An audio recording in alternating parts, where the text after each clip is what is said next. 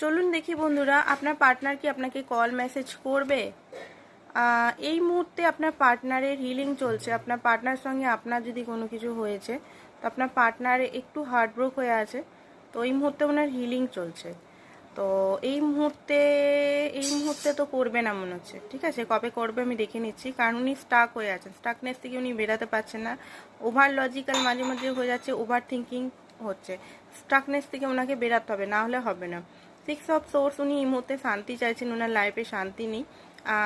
বারবার ঘুরে ফিরে আপনাকেই দেখছে, আপনি কি করছেন না করছেন সেটা আপনাকে কিন্তু নজরে উনি রেখেছেন।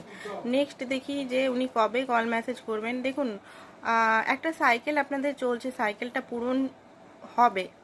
ঠিক আছে, যে ইন্ডিং, যে একটা বাজে ব্যাড কার্মা ব্যাড সাইকেল চলছিল, সেটা ইন্ডিং হওয়ার পরে কিন্তু আপনাকে কল মেসেজ করবে। কল মেসেজ মোটামুটি ধরে রাখুন 12 দিন পর করতে পারে। আজকের জন্য এতটুকুই। থ্যাংক